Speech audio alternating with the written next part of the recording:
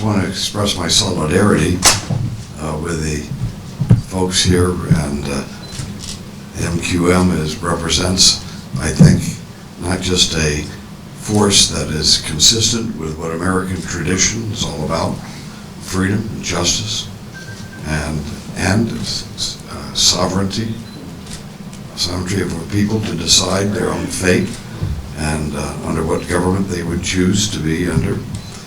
And also today I'd like to make sure that I give a message to the people who are running the show in Islamabad that we know what they're doing. We know the crimes they are committing. We know the corruption that feeds that system. And their tyranny and corruption and the raping of that population that is under their control is unacceptable. And when we have a chance in this situation where people are organizing and rising up to demand an end to this tyranny, that we Americans are on the side of the oppressed, and we oppose the corrupt oppressors in Islamabad that are doing such damage to the innocent people in corruption. This is a time, this is a moment in history when indeed those people who are oppressed can look and see that this is their time. This is your time because in the past, far in the past, we had city-states. If you look back, and in the Western world in particular, you'll find that you had these various, especially in Italy and in the Mediterranean, where it was basically city-states. Today we have some remnants of that era. We have the remnants in Singapore, of course, and Hong Kong, and there is no reason in the world that now that we know that the people of Karachi are being mistreated, they're being brutalized by the government in Islamabad, there is no reason in the world they should not seek to become independent and a city-state that can be recognized and dealt with on an international scale.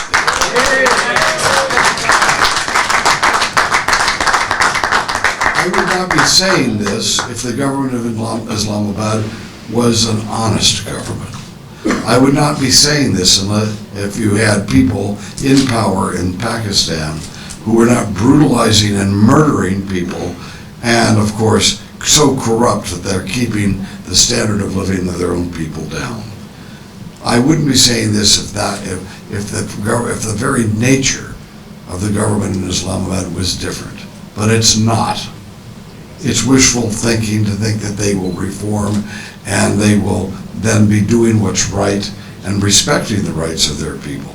And instead, things are bound to get worse as the government of Islamabad shifts to try to publicly and privately and secretly support the most fanatics and ghoulish political fanatics in their country, and trying to place them in power over the people in Karachi.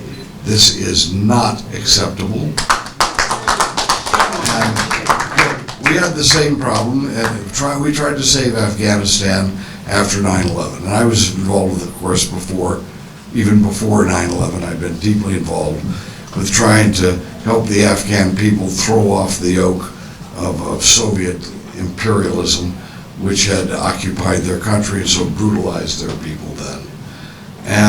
But even then, what was the main problem? Why didn't, after this fight with the Soviets, why didn't a government that was acceptable emerge in Afghanistan?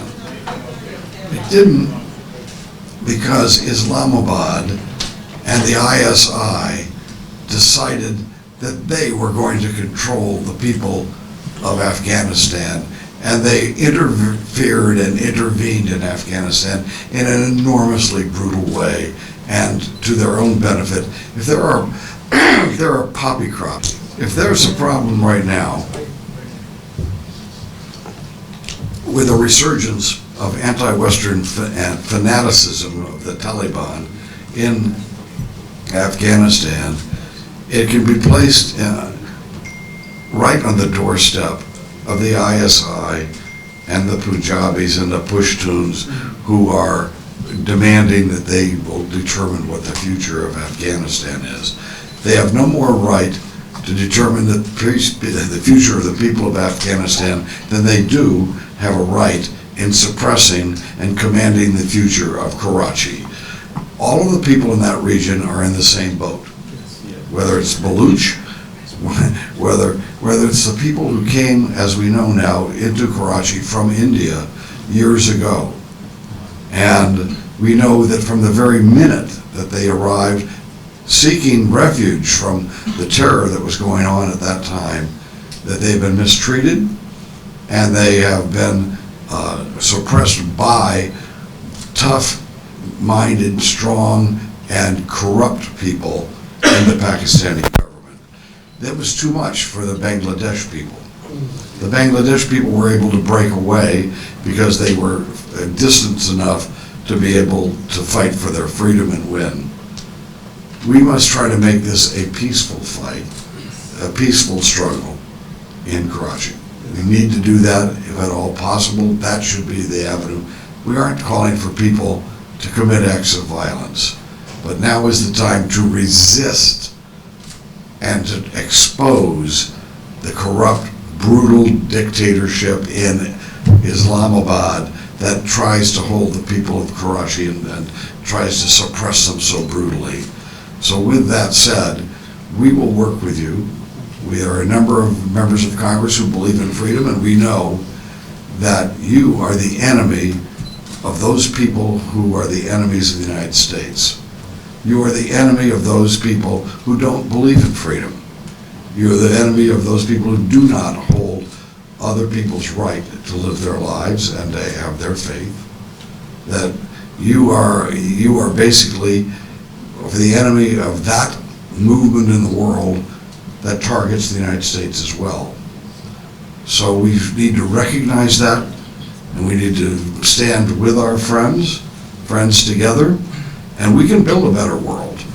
We can build a better world because today we have the potentials that they did not have 50 years ago, and especially not 100 years ago. Today, Karachi can exist as an economic entity in and of itself. There's no reason why it has to be attached to a bigger country. Same with Singapore. They found that out in Singapore. Because today we have technology. Today there is technology that puts people into instant communication all over the world. We have people now, we have the ability of technology has enabled a small number of professional people to accomplish wonderful, great things that used to require millions and millions and millions of people and large, vast territories. That's not what's necessary for people to live in prosperity and peace anymore. And so today, you are not seeking the impossible dream. You are standing firm and demanding that you will stand firm against tyranny and injustice and corruption, and that you will succeed in giving the people of Karachi the right that they always have had to govern themselves. Thank you all very much. I'm happy to be part of your team. I mentioned already, we've had long discussions. How do you think United States can help improve the situation in Pakistan?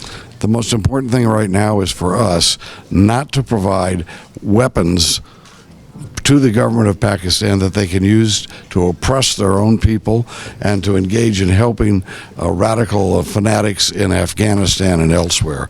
The Pakistani government used to be the ally of the United States. It's now an enemy, and it is an enemy of its own people.